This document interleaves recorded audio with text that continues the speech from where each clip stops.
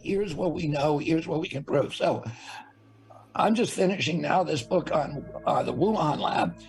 And I had to kind of put together this history, which was fascinating because, why was the CIA so involved with gain of function and so obsessed with it? And I went back and kind of traced this history, which is the CIA was created in 1947. And the first task that it was given was Operation Paperclip, which had already been ongoing. The Joint Chiefs were already bringing it over, but that was bringing over all the Nazi weapons scientists, many of them who were destined for the gallows in Nuremberg. And the CIA created these rat lines to smuggle them out from under the nose of Nuremberg prosecutors and bring them over to Fort Detrick and to other these, weapons labs. A lot of them were nuke scientists, but a lot of them were bioweapons scientists because Hitler and Goebbels Goering had a huge bioweapons program, and they'd done a lot of work on it. They had a lot of cutting edge stuff. At the same time, the biggest bioweapons program was in Japan, and it was managed by a scientist called Shiro Ishii, who was just this diabolical Mengele-like scientist who was doing human experiments that were, as bad as anything that the Nazis did. But he then was brought under the U.S. wing and protected from the Russians who wanted to hang him. And they brought all those scientists over. It was called Japanese Paperclip. So in that program, they brought all the Japanese scientists.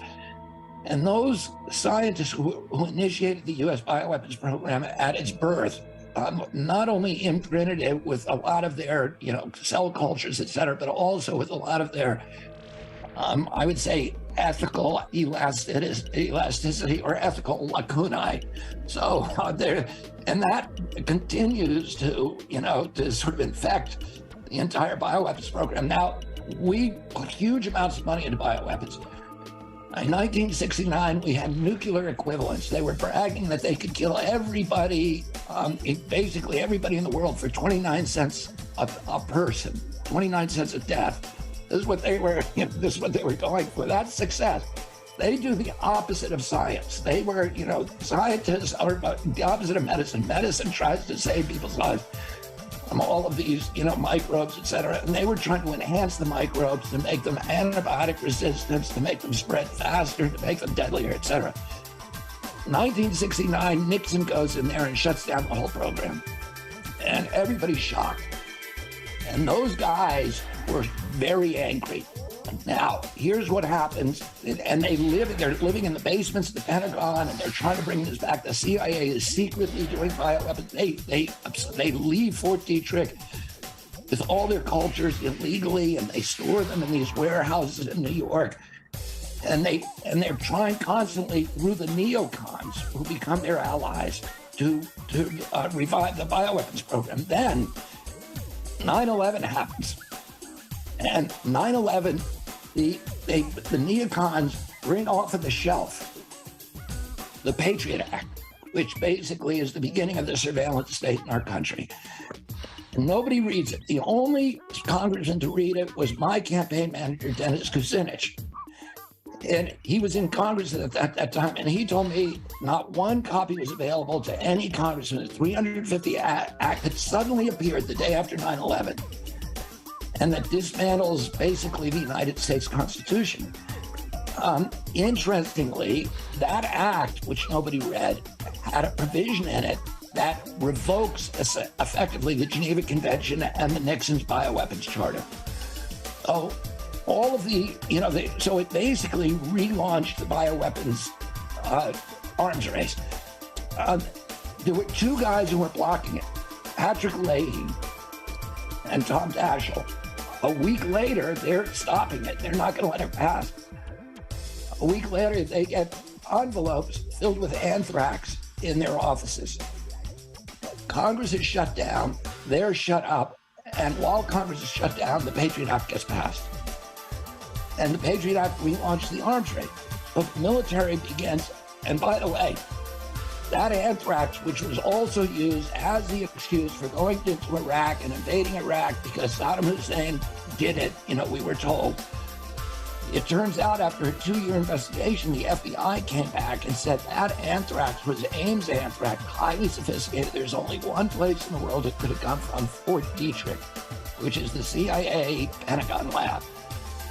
So at that point, the Pentagon began pumping a lot of money into bioweapons, about $2 billion a year, but they don't want to do it because they don't know if the Patriot Act is actually, legal. Because the Patriot Act, what it says is, we're not revoking the Geneva Convention, we're not invoking the Bioweapons Charter, but we're making a law that any federal official that violates those two bills cannot be prosecuted. So the treaties are still in place, but they give an exemption to all federal officials. The Pentagon's not sure that that's legal. And by the way, if you violate those provisions of Geneva, it's a death penalty. You get hanged. So they were worried about doing it. So they, instead of putting it in-house at the Pentagon, they put it all in NIH in Tony Fauci's shop. They give him a 68% raise, which is why he became the highest paid federal official in history. He was making more, $450,000 a year. The president only makes $400,000, but it's because of that military salary he got, the 68% raise in military. So he had to do bioweapons development. That's why he was doing gain of function. And then in 2014, 3 of the bugs escaped from labs in the United States, and everybody finds out about it. Congress has hearings. 300 scientists write letters to Obama, sign a letter to Obama saying, you got to shut down Tony Fauci. He's going to create an epidemic. Obama shuts down all of Fauci's projects, orders them closed, has a moratorium, and Fauci doesn't shut them down.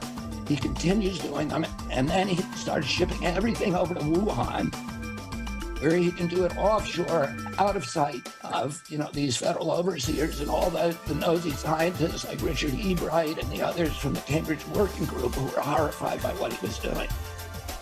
And that's kind of why the short story of why, we're doing all this stuff in Wuhan rather than doing it at University of North Carolina and Galveston, which is where they were doing it before. Bloody hell.